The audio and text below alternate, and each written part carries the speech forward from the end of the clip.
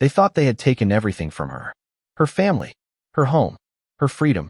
And on that night, surrounded by Comanche warriors, she had no weapon, no horse, and no one coming to rescue her. But they made one mistake. They assumed that because she was afraid, she was broken. They didn't know what she had already decided. She would survive. She would watch. She would learn. And when the opportunity finally came, she would make the people who had taken her realize they had captured the wrong woman. But there was something even more shocking. She didn't try to escape the first night, or the second. She waited, because she knew that running blindly into the darkness would get her killed.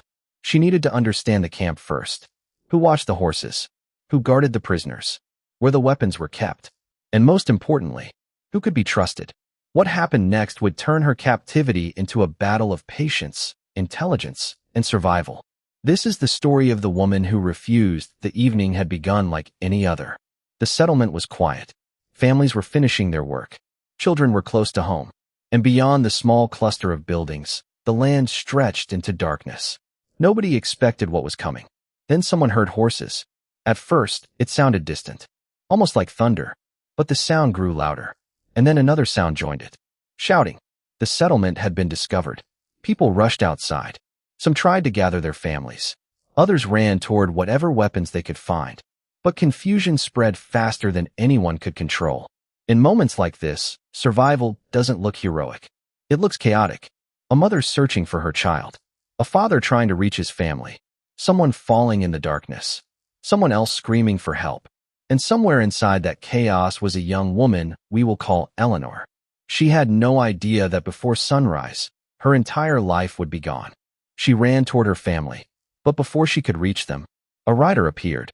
She froze. For one brief second, everything became silent. Then the horse moved, and Eleanor disappeared into the darkness. Her family was left behind. Her home was left behind. The life she knew was gone. But the worst part had not happened yet, because Eleanor was not being taken somewhere for a few hours. She was being taken somewhere she might never leave. Hours later, the horses finally slowed. The darkness around her was enormous. There were no buildings, no roads, no familiar landmarks, only open country. Eleanor looked around. She could hear voices. She could see fires in the distance. And she understood something terrifying. She was inside a Comanche camp. She had heard stories about the Comanche. Some were true. Many were exaggerated. But at that moment, she didn't care which was which. She only knew one thing. She was surrounded. And nobody from her old life knew where she was. That night, Eleanor made a decision. She would not cry in front of them. Not because she wasn't terrified. She was. But because she understood that fear could make her careless. So she watched. She watched the people around her. She watched the horses. She watched who carried weapons. She watched who spoke to whom. And she noticed something nobody expected her to notice. The camp had a pattern. Every person had a role. Every movement had a reason. And every night, there was a moment when the camp became less alert. Eleanor remembered it. She stored it in her mind. Because she knew that someday. Days passed. Then weeks. Eleanor slowly learned that survival wasn't about being fearless. It was about making fewer mistakes than the people around you. She learned basic words. She learned when people were angry. She learned when they were joking. She learned which paths were commonly used. And she learned something even more important. The Comanche were not a single mind. They were individuals. Some were hostile. Some were indifferent. Some were curious. And some treated her with more humanity than she expected. That complicated everything. Because Eleanor had imagined her captors as monsters. But real life was more complicated. She saw violence. She saw fear. She saw grief. She saw families. She saw children. And slowly, she realized that if she wanted to survive, she had to stop thinking only about escape. She needed information. So she began listening. Whenever people talked around her, she paid attention. Whenever someone mentioned a location, she remembered it. Whenever horses moved, she watched where they went. She was building a map inside her head. Not a map made of roads. A map made of habits. And then one evening, she heard something that changed everything. A group was preparing to move. The camp would not remain where it was. They were leaving. Eleanor knew that movement could mean danger. But it could also mean opportunity. If she escaped in the wrong place, she would die in the wilderness. If she escaped at the right moment, she might actually have a chance. So she waited. That night, the camp became unusually quiet. The fires burned lower. The horses were restless. Most people were preparing for the next day's movement. Eleanor looked toward the darkness. For the first time since her capture, she thought, tonight. But then she heard footsteps. Someone was coming. She turned. And there, standing behind her, was one of the people she had been watching for weeks. The person who knew the camp better than almost anyone. The person who could destroy her plan with a single word. Eleanor didn't move. She didn't run. She simply looked at them and waited. A few seconds passed. Then the person walked away. Eleanor's heart was pounding. Her chance had almost disappeared. But instead of panicking, she realized something. The person had seen her and had chosen not to stop her. Why? That question stayed in her mind. Until morning. The next day, Eleanor noticed something different. Someone had left food near her. Not much, but enough. She looked around. Nobody was watching. She understood the message. Someone in the camp knew she was trying to survive.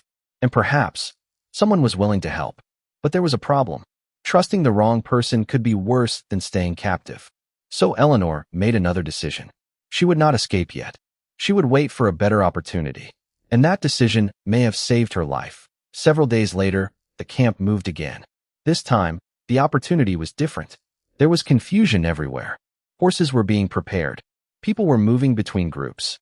Children were being gathered. The camp was breaking apart. Eleanor watched. She knew this was the moment. Not because everything was perfect, but because everything was unpredictable. And unpredictability could hide movement. She waited until nobody was looking directly at her. Then she moved. Slowly. Not running. Running would attract attention. She walked.